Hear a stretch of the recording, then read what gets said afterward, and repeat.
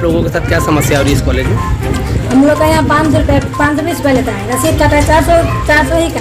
जी। और दूसरा कॉलेज में लेता है 300 रुपया, मधुबनी कॉलेज में लेता है 50 रुपया। यहाँ पे सबसे ज़्यादा पैसा लेता है। और दूसरा मतलब एडमिशन भी हुआ तो वहाँ पर यहाँ पे लिया है 2000 रुपया। अब बोल रहा है 1800 रुपये लिए हैं, तो हम लोग का लिया था 1800। ये किस चीज़ का जो 500 रुपये लिया जा रहा है, किस चीज़ के लिए लिया जा रहा है? LLC के लिए, CLC के लिए, CLC के लिए। CLC SLC दोनों होता है, CLC बोले हुए हैं। CLC बोले सर। तो इसमें आप लोगों से ज़्यादा पैसा लिया जा रहा है इसलिए, तो मतलब और दूसरे कॉलेज में कम चार्ज लिए जा रहे जी, हैं? दूसरा कॉलेज में कम चार्ज। अभी आपको तो रसीद दिए होंगे? हाँ जी सर। कितने का रसीद दिए हैं? 400 का रसीद दिया है, लिया है 520 रुपया।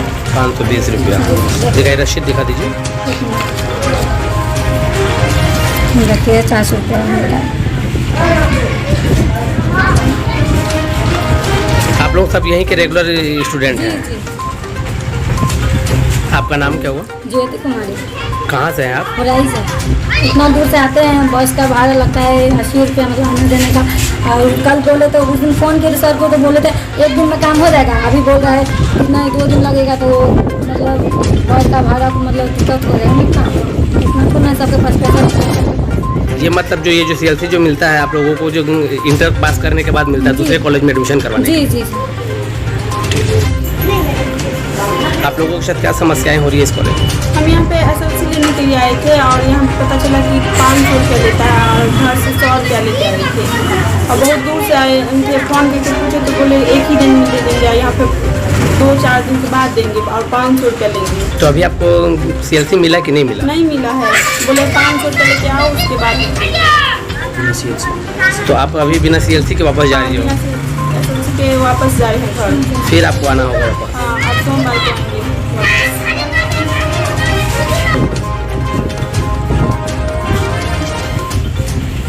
थोड़ा कुछ जानकारी देते आप।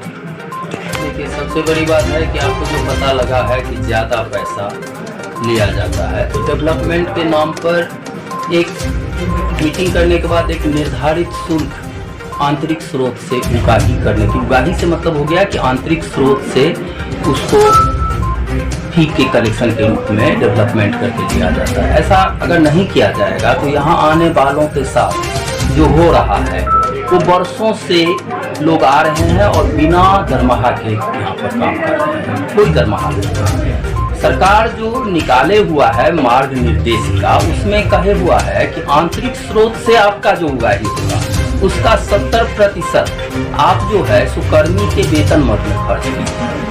तो उसके हिसाब से हम लोग जो डेवलपमेंट के रूप में जो भी चार्ज लेते हैं उसका 70% जब हम लोग खर्च करते हैं तो 2000 से लेकर के 6000 तक का पेमेंट हम लोग टीचर को कर पाते हैं प्रति मंथ। इससे आप समझ सकते हैं जो दूर दराज से भी बहुत सारे लोग आते हैं, बहुत तो जैसे खुद हम 30 किलोमीटर दूर से आते हैं, तो आप समझ सकते हैं कि ऐसे में 1000 रुपया या 2000 रुपया अगर किसी को पेमेंट मिल रहा है, 6000 रुपया किसी को पेमेंट मासिक के रूप में मिल रहा है, तो कैसे काम होगा? तो आंतरिक स्रोत के कारण जो आपको लग रहा है कि ज्यादा पैसा है, तो ऐसा कुछ ज्यादा पैसा नहीं है। इसमें सर जैसे सरकार की तरफ से आप लोगों को जो बिहार गवर्नमेंट जो है, जो सुधारन बाबू की सरकार है, वो जो कहती है कि हम शिक्षा व्यवस्था बहुत बेहतर कर रहे हैं, तो उनके तरफ से आप लोगों को किसी भी तरह की कोई राशि आवंटित नहीं की जा रही है? उनके तरफ से राशि आवंटन के लिए 2008 में जो नियम बना था उस पर अमल भी हो रहा है, लेकिन अमल होने में वही है कुंभकर्णी नींद के साथ वो अमल होता है। तो 2016 से हम लोगों का बकाया बाकी है और वो विद्यार्थी को गिन करके विद्यार्थी पर पैसा देते हैं। जो भी कुछ हम लोगों को मिलता है, जैसे मान लेते हैं पहले तो हम लोगों को 22,000 रुपया करके मिलता था जी, और अभी जो है सो मैक्सिमम लिमिट 50 लाख को टच किया है, तो वैसे में भी तकरीबन 1 लाख रुपया सालाना मिलता है। वो भी विगत 2016 से बकाया है, मतलब 16/5/21 6 सालों से सर जैसे कि मान लीजिए आप लोगों की संस्था में बहुत सारे शिक्षक ऐसे हैं जो उन्होंने अपने जिंदगी का 30 साल 40 साल दिया और उसका रिटायरमेंट होने के बाद तो फिर उनको कोई राशि नहीं दी जाती होगी, कोई किसी तरह का सरकार की तरफ से सहयोग नहीं दिया जाता होगा। अभाव में मर गए हैं, दवा के अभाव में मर गए हैं। यहाँ तो हमको लगता है कि मजाक बना दिया गया है शिक्षा व्यवस्था को। हम लोगों को कहते हुए भी शर्म आती है कि हम लोग क्या कर रहे हैं। लेकिन फिर भी अपने कंधे पर शिक्षा का भार लिए हुए हैं, फिर भी अपने कंधे पर शिक्षा का भार लेकर के समाज के लोगों को उत्प्रेरित करते हुए। हाँ, ये यदि लगता है कि कुछ पैसे उनसे लिए जा रहे हैं, उनसे अगर कुछ पैसे लिए जा रहे हैं तो वो हम लोग अपने लिए ये समझें कि हम लोग भिक्षाटन कर रहे हैं कि क्या करें।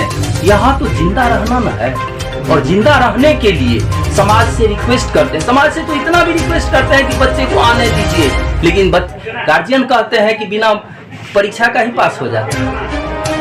कोई रूल रेगुलेशन नहीं। हम लोग कॉपी जांच में जब जाते हैं तो हम लोगों पर दबाव बना दिया जाता है कि आप लोग रिजल्ट बढ़ाते जाइए। गजब हाल है। तो यहाँ जो भी सरकार की व्यवस्था है, हम लोगों को पालन करना ही पड़ेगा। यहाँ पे सर जैसे शिक्षक की जो बहाली की बात होती है, तो अभी तक जैसे हम देख रहे हैं कि दिन पर दिन आपकी गिरजा महा जो विद्यालय है, यहाँ के शिक्षक कम ही होते जा रहे हैं, रिटायरमेंट के बाद घर चले जा रहे हैं, नए शिक्षक और इसमें सर जुड़ नहीं रहे हैं। इसका क्या कारण है? इसका कारण है सरकार की पॉलिसी। एक तो कॉलेज के लिए हम लोग बार बार पूछे कि इसके लिए रिटायरमेंट एज क्या है, तो कुछ लोग में 62 बताया गया, अभी 60 बताया गया, नए अपॉइंटमेंट हो रहा है, सारे शिक्षक रिटायर कर रहे हैं। और सरकार के द्वारा जो भी जो काम होता है, जैसे चुनाव का काम हो गया, मतगणना का काम हो गया, उसमें सारी चीज में आप लोग सरकार का सहयोग करते हैं? सारे चीज में हम लोगों का सहयोग लेना होता है। FIR कर दिया जाता है अगर कॉपी जांच के लिए नहीं जाते हैं, इलेक्शन में नहीं जाते, हम लोग मरेंगे तो उसका कोई गारंटी नहीं है कि सरकार क्या देगा, कुछ नहीं है। मतलब सरकार कहती है कि नहीं, आपको आना ही होगा। मतलब कि जब आप लोग पूर्ण रूप से अपने जॉब से रिटायरमेंट हो जाएंगे, निष्कासित हो जाएंगे, जब इसे छोड़ दिया जाएगा, तो फिर इस संस्था को देखने वाला कोई नहीं होगा। खत्म हो रहा है, 24 में खत्म हो रहा है। 24 में इसमें एक भी टीचर नहीं रहेंगे।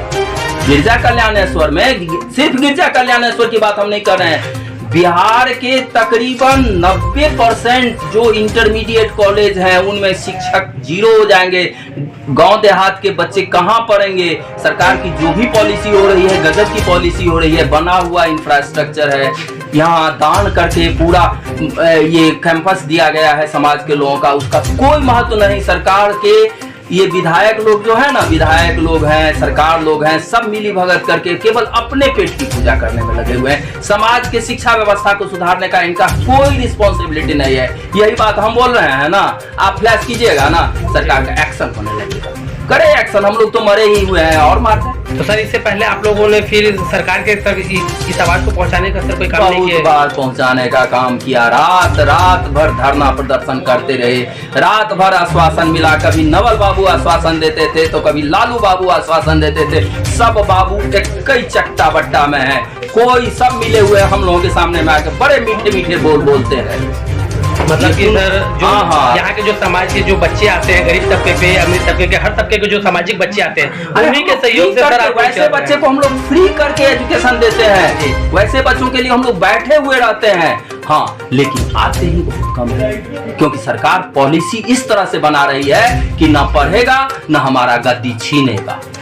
लेकिन सर यहाँ कुछ बच्चों का अभी कंप्लेन आया था कि सर जो दूसरे विद्यालय हैं वहाँ पे जो सर जो CLC का जो फीस होता है वो कहीं कम लिया जा रहा है, यहाँ पे ज्यादा लिया जा रहा है, जितना का फीस लिया जा रहा है रसीद उतना का नहीं दिया जा रहा है। सर इसके बारे में देखिए, हम लोग जो भी डेवलपमेंट का फी होता है उसके लिए मीटिंग करते हैं। मीटिंग करने के बाद बगल के कॉलेजों से संपर्क करते हैं और एक रूपता बनाने की कोशिश करते हैं। हो सकता है इसमें कभी ऐसा होता होगा, कभी ऐसा होता होगा कि कुछ अंतर हो जाता होगा।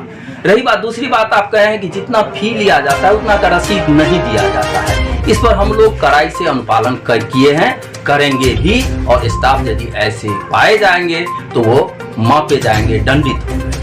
सर आपका परिचय? मेरा नाम हुआ रत्नेश्वर झा। मैं यहाँ भौतिकी विभाग में व्याख्याता हूँ, और अब क्या व्याख्याता हूँ, 2 साल में रिटायर करूँगा, 2 साल पूरे हैं भी नहीं।